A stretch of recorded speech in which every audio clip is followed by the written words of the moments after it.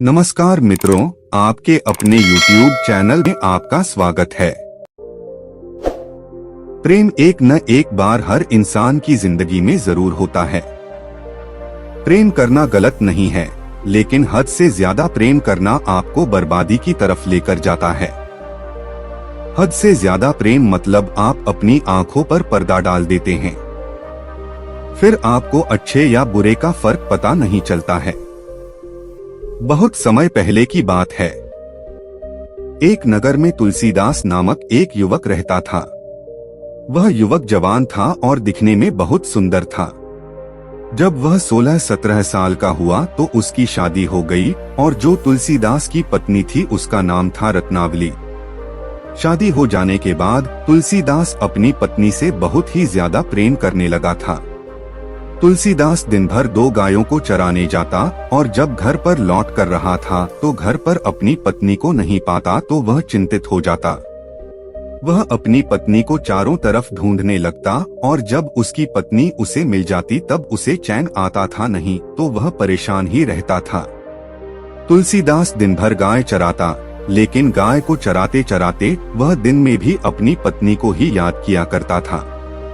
उनके बारे में उनके गांव के सभी लोग यही कहते थे कि तुलसीदास गाय चराने लेकिन दिन भर याद लुगाई के आ गए। तुलसीदास का काम यही था। सुबह से लेकर शाम तक गायों को चराते थे। शाम हो जाने के बाद वह गायों को लेकर घर पर आते थे। इसके अलावा तुलसीदास का कोई काम नहीं था, जिसके कारण उनके नगर में उनका ज्यादा मान सम्मान भी नहीं था। ऐसे ही एक दिन तुलसीदास की पत्नी उसे कहती कि पति देव तीज का त्योहार बहुत नजदीक है और गांव-गांव में झूले डल रहे हैं। सभी महिलाओं के भाई उन्हें लेने के लिए आए हैं, इसलिए मैं भी अपने पीहर जाऊंगी।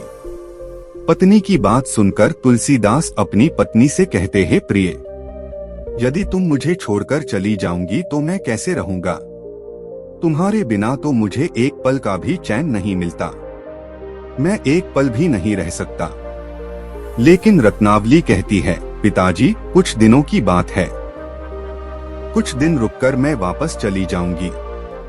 आप चिंता क्यों करते हो? आप दिन भर गायों को चराना और शाम को आकर भोजन करके सो जाना। बस कुछ दिनों की बात है। मैं यूं गई यूं आई। जब तुलसीदास की पत्नी रत्नावली उससे ज्यादा जिद कर दी तो तुलसीदास अपनी पत्नी को जाने के लिए बोल देते हैं। फिर तुलसीदास की पत्नी अपने पीहर चली जाती है। यहाँ तुलसीदास गाय को लेकर जंगल में चराने के लिए निकल जाते हैं, लेकिन तुलसीदास दिन भर बस अपनी पत्नी को ही याद करते थे।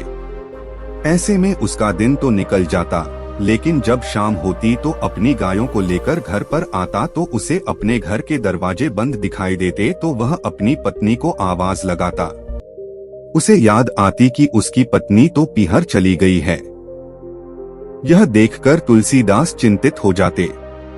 तुलसीदास को अपनी पत्नी की याद आने लगती। फिर वह अपने घर के दरवाजे खोलता और अंदर जाकर एक चारपाई पर लेट जाता। लेकिन तुलसीदास को नींद नहीं आती थी। उसे बस अपनी पत्नी की याद आ रही थी।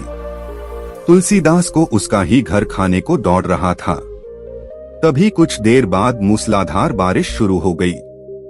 बारिश इतनी तेज थी कि चारों तरफ पानी ही पानी हो गया।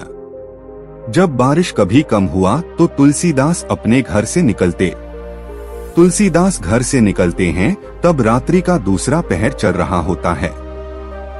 फिर तुलसीदास वापस अपने घर के भीतर आ जाते हैं और घर के दरवाजे बंद कर लेते हैं। लेकिन फिर भी उसे अपनी पत्नी की याद आती रहती है। फिर वह बाहर जाता है और अपनी पत्नी से मिलने के लिए रात को ही निकल जाता है और मन में यह सोचते हुए जा रहा था कि जितनी जल्दी हो जाए वह अपनी पत्नी से मिल जाए। उस समय हल्की हल्की बारिश हो रही थी और तुलसीदास नंगे पैर ही अपनी पत्नी से मिलने के लिए रवाना हो जाते हैं। बारिश की वजह से सारे रास्ते अस्त व्यस्त थे।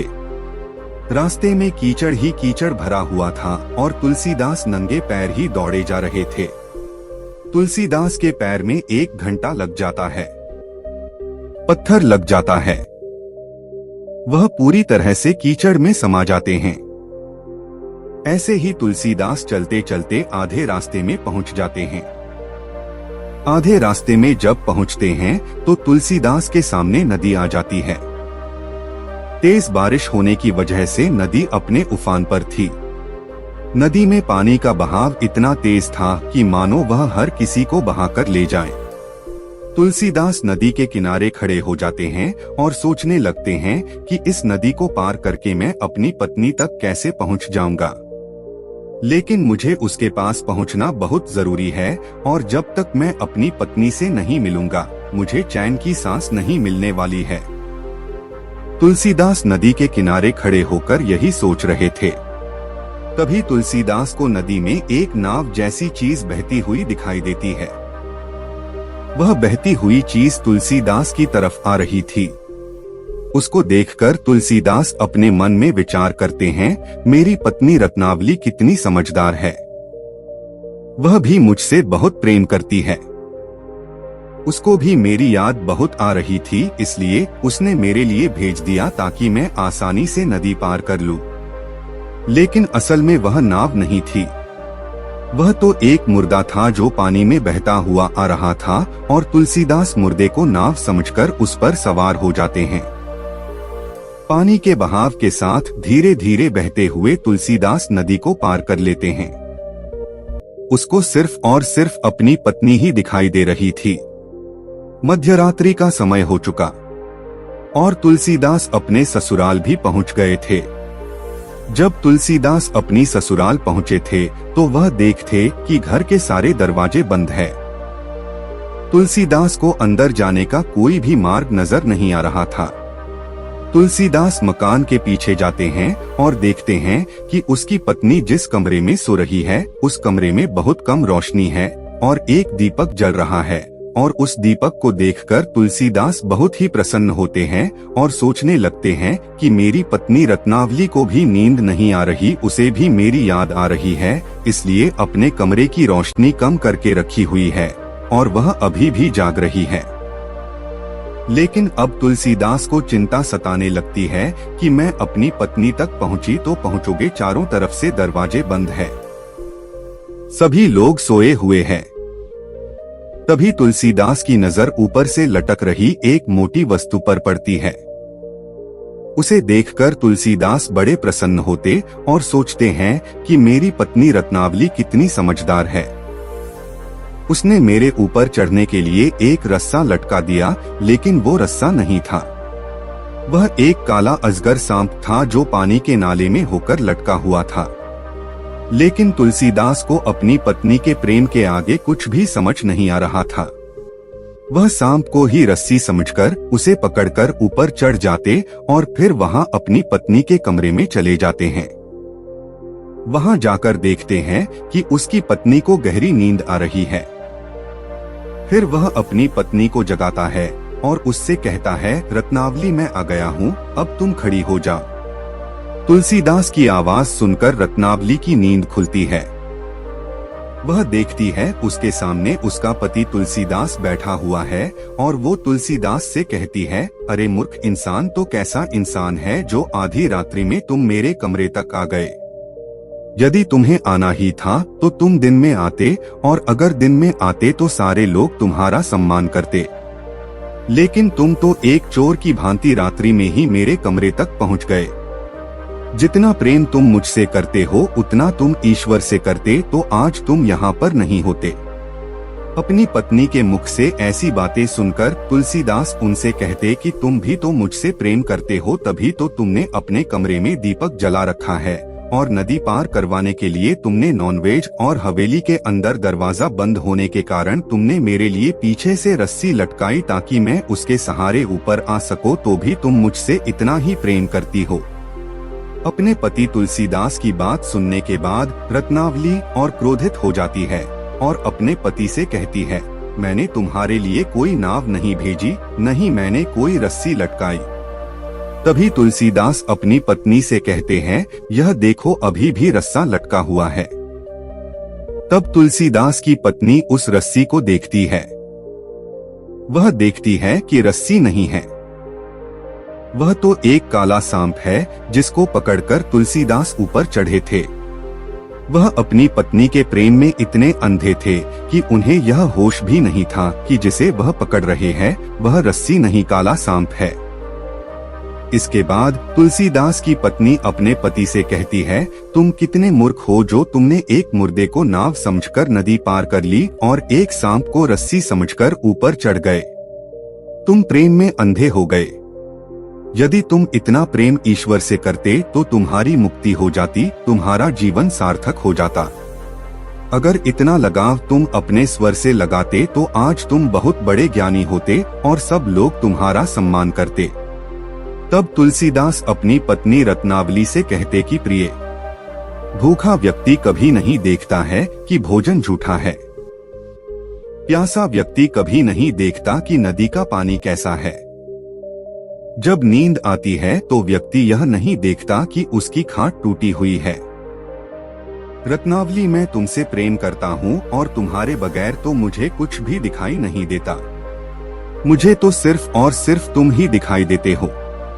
रत्नावली अपनी पत्नी तुलसीदास से कहती है कि यदि तुम में थोड़ी सी भी लज्जा या थोड़ी सी भी शर्म है तो उसी वक्त इस महल से निकल जाओ और जाकर कुछ काम करो। मेरे अंदर ऐसा कुछ भी नहीं है। मेरा यह शरीर मिट्टी का है जिसके पीछे तुम इतने पागल हो रहे हो। इस पागलपन को छोड़ो और तुरंत यहाँ से चले जाओ। तुलसीदास अपनी पत्नी की इतनी कड़वी बातें सुनकर वहाँ से तुरंत निकल गए और सोचने लगे कि जिस स्त्री को उसने इतना प्रेम किया उसी ने आज उसका सबसे ज्यादा अपमान किया है। इसके बाद तुलसीदास वहाँ से सीधे जंगल में जाते हैं और जंगल में जाकर ध्यान साधना करते ईश्वर की भक्ति करते हैं और ईश्वर की भक्ति करते करते उन्हें ज्ञान की प्राप्ति हो जाती है और वह बहुत बड़े ज्ञानी व्यक्ति बन जाते हैं। सब लोग उनका सम्मान करते हैं जो उनको निठल्ला और कामचोर कहते थे। वह भी उनका बहुत सम्मान करने लगे थे। धीरे धीरे तुलसीदास की ख्याति आसपास के सभी नगरों में फैल गई। दूर दूर से लोग उनके पास आने लगे, उनके ज्ञान की बातें सुनने लगे। तुलसीदास अपनी पत्नी से इतना प्रेम करता था लेकिन उसकी पत्नी ने ही उसे सबसे ज्यादा ठेस पहुंचाई थी। इसलिए कहते हैं, दोस्तों की किसी भी वस्तु से इतना लगाव नहीं करना चाहिए कि वह आपका सम्मान करना ही छोड़ दे और आपको खुशी देने की जगह दुख देने लग जाए। चीजें ऐसी हैं जिससे जितना लगाव रखते हैं वह हमें उतना ही दुख देता है। जैसे एक पिता अपने पुत्र से लगाव रखता है और जब उसका पुत्र उसे छोड़कर जाता है तो अत्यधिक दुखी हो जाता है।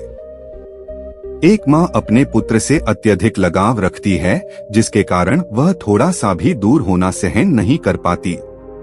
एक प्रेमी अपनी प्रेमिका से बहुत अधिक लगाव रखता है लेकिन जब उसकी प्रेमिका उसको छोड़कर जाती है तो उसके दुख में पागल हो जाता है। एक पतंगा दीपक से लगाव रखते हैं लेकिन वह उसकी जलन में जलकर मर जाता है। इसलिए किसी वस्तु से उतना ही लगाव रखो जिससे आपको नुकसान न पहुंचे। अत्यधिक लगाव आपको कष्ट के अलावा कुछ भी नहीं देने वाला है। अति बहुत बुरी है। अत्यधिक पानी बरसना बाढ़ का कारण बनता है और सब कुछ बर्बाद कर देता है। अत्यधिक सूखा पड़ना काल का कारण बनता है, सब कुछ नष्ट कर देता है। वैसे ही अत्यधिक लगाव दुख का कारण बनता है और आपकी जिंदगी को बर्बाद कर देता है। इसलिए अगर आपको लगाव करना है तो अपने लक्ष्य से करो, क्योंकि जब आप लगाव अपने सपने में लगाओगे तो आपको सफलता मिलेगी, सम्मान मिलेगा, इज्जत मिलेगी, आपकी एक अलग पहचान बनेगी। और यदि यह प्रस्तुति आपको पसंद आई है तो वीडियो को लाइक और चैनल को सब्सक्राइब कीजिएगा। धन्यवाद।